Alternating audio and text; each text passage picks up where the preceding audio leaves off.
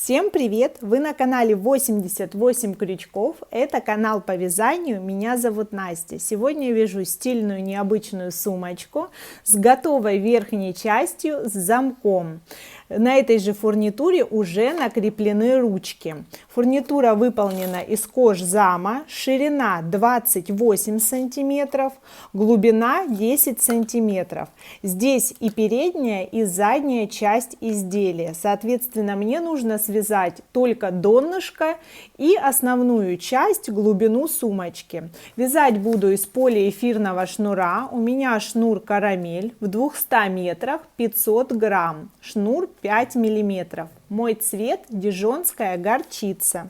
Приготовила набор крючков. Вязать буду крючком 5 миллиметров, вспомогательный 3,5 миллиметра. Донышко изделия буду укреплять с помощью пластиковой канвы. Вспомогательный крючок хорошо проходит в ячейке. Ячейка 4-5 миллиметра. Также ножницы потребуются и сантиметровая лента. На каждом этапе озвучиваю количество петель, количество рядов и размеры своих заготовок в сантиметрах. Все необходимые ссылки оставляю в описании под этим роликом. Подписывайтесь на мой канал, ставьте лайки, переходим к работе. Набрасываю нить на крючок, короткий край перед работой, подхватываю рабочую нить и формирую первую петлю. Мне потребуется цепочка из 10 воздушных петель. Готово. Теперь последнюю петлю пропускаю, она уходит на петлю подъема в следующую заднюю перемычку, так, чтобы обе дужки кромочной косы остались по другую сторону. Провязываю столбик без накида. И так далее, в каждую следующую заднюю перемычку столбик без накида. Получается 9 столбиков до конца ряда. На этом этапе размер моей заготовки 9 столбиков в ряд 8 сантиметров.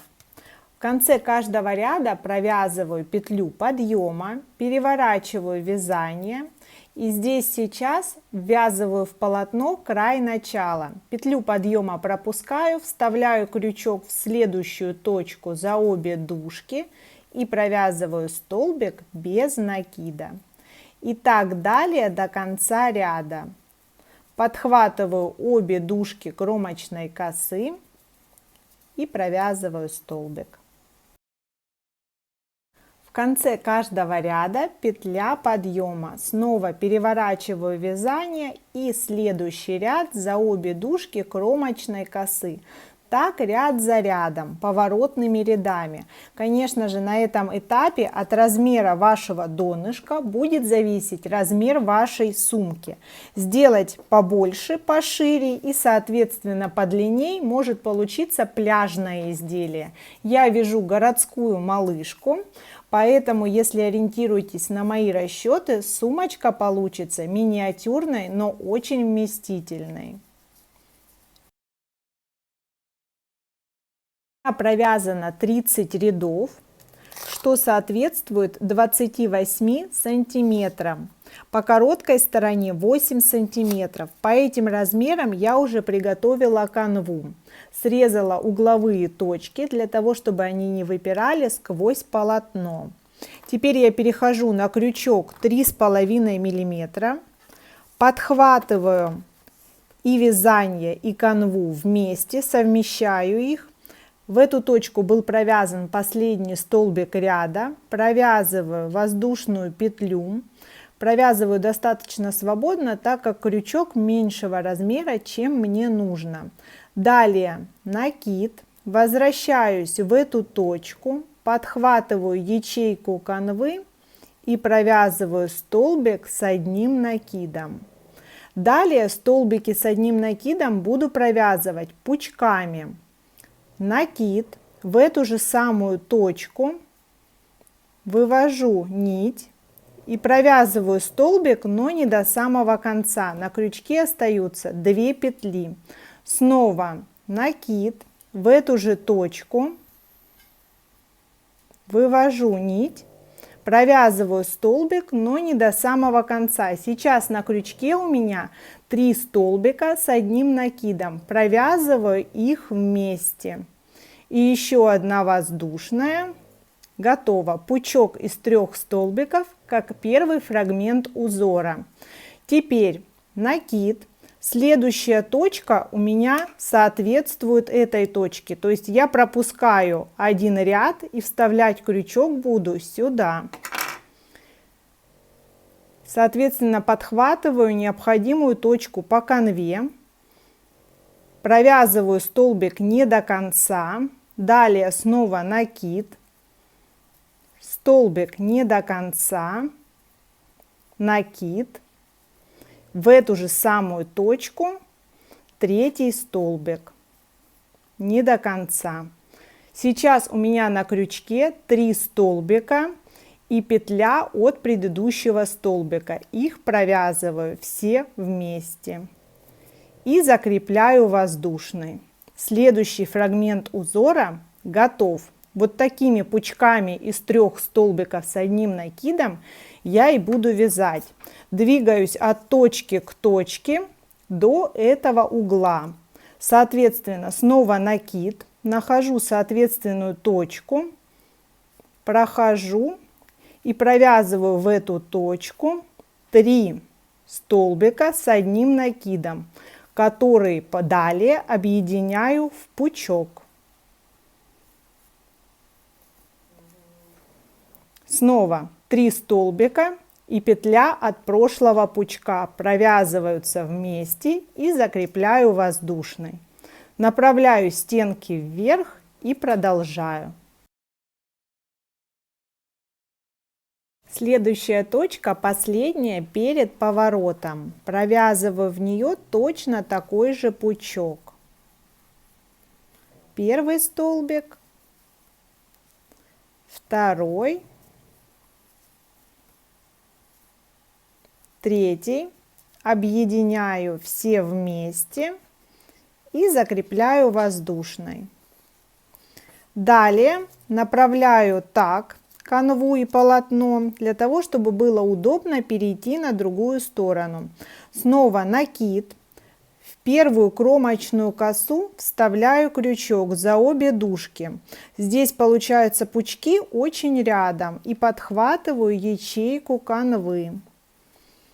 Первый столбик сюда же, второй сюда же, третий. Объединяю их вместе и закрепляю воздушной. Я перешла на короткую сторону. Здесь по полотну между пучками я буду пропускать по 2 точки. На третью провязывать новый пучок. Накид, первая, вторая, в третью вставляю крючок, подхватываю канву, первый столбик, сюда же второй, сюда же третий. Провязываю пучки вместе и воздушная. Готово. Далее то же самое. Первая, вторая, в третью точку вставляю крючок, еще один пучок из 3 столбиков с одним накидом. Вместе и воздушная. По короткой стороне донышка у меня поместилось 3 пучка по 3 столбика. Если отсчитать по основанию еще 2 точки, я оказываюсь в угловой точке, поэтому нахожу по противоположной стороне точку, в которой были провязаны последние 3 столбика по длинной стороне донышка. Она здесь, ровно в эту точку, она противоположна, провязываю еще 3 столбика, объединяя их в пучок. Второй и третий. Вместе и воздушная петля. Направляю стенки вверх. И таким образом я оказалась на противоположной длинной стороне дна. тут по аналогии и завершается ряд в этой точке. По аналогии отслеживаю. Здесь выходит пучок, значит, с этой стороны ровно в противоположную точку вставляю крючок для вывязывания нового пучка. Не забываю подхватить канву.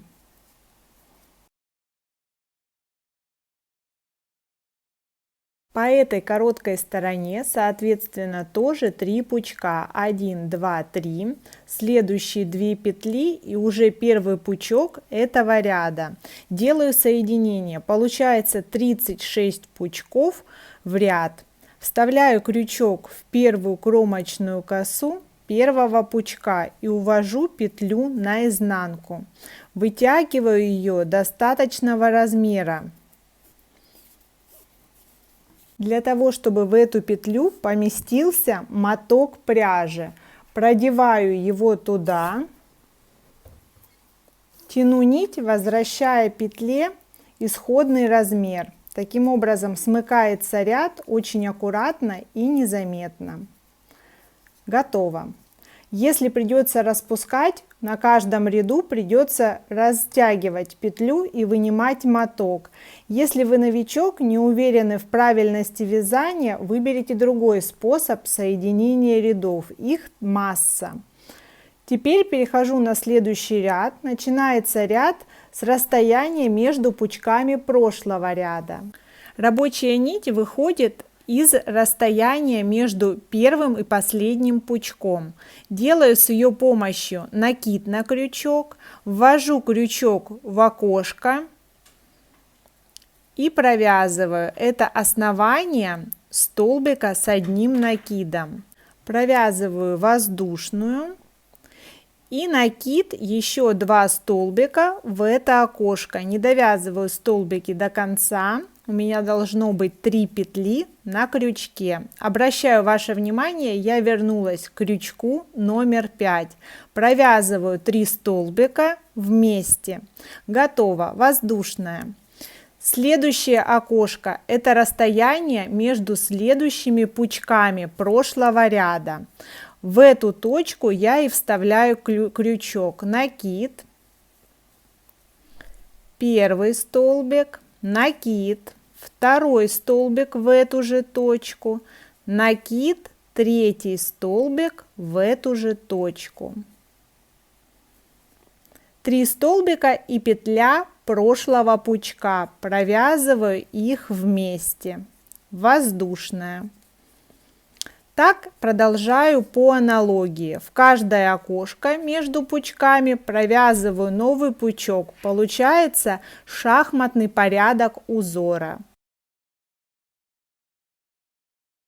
Последний пучок ряда провязываю воздушную, вытягиваю петлю с хорошим запасом. Увожу петлю наизнанку, нахожу первую кромочную точку и в эту петлю продеваю моток пряжи, подтягиваю нить. Соединение готово. В эту же точку и начинаю вязание. Накид, в окошко, основание столбика, воздушная, далее еще 2 столбика в это же окошко. Так вяжу ряд за рядом. Соединение делаю по аналогии.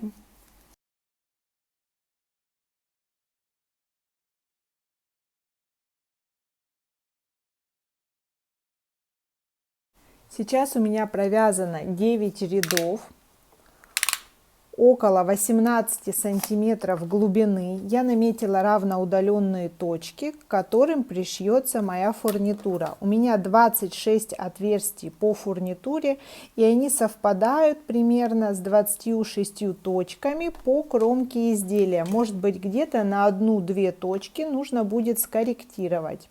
Вот так сейчас маркеры выглядят, вот так фурнитура. Начинаю заранее, но ориентируюсь на центр между отмеченными точками, потому что выводила я маркеры относительно донышка на одинаковом расстоянии.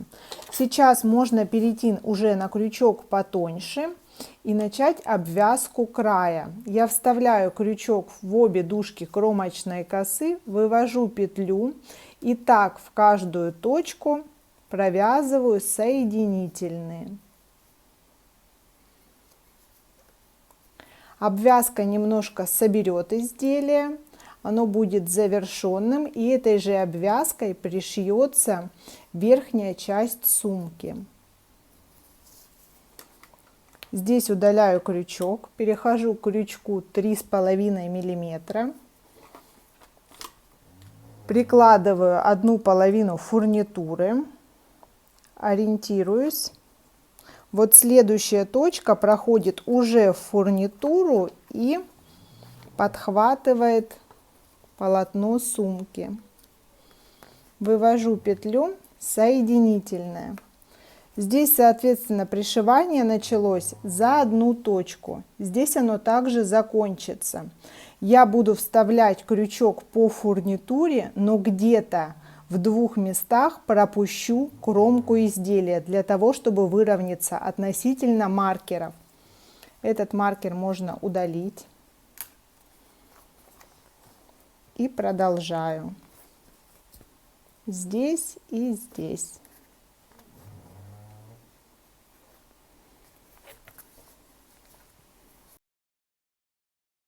Вот о чем я говорила в районе первой ручки. Я вставляю крючок в отверстие и здесь по полотну одну точку пропускаю, так как у меня было небольшое несовпадение отверстий и плотности вязания.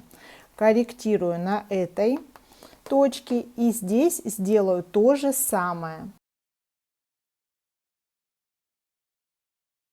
Здесь закончилось пришивание второй части и как раз заканчивается обвязкой. Я немножко укорачиваю нить, вытягиваю ее полностью. И с помощью этого остатка делаю соединение. В первую петлю обвязки увожу нить и возвращаю в исходную точку. Прячу на изнанке.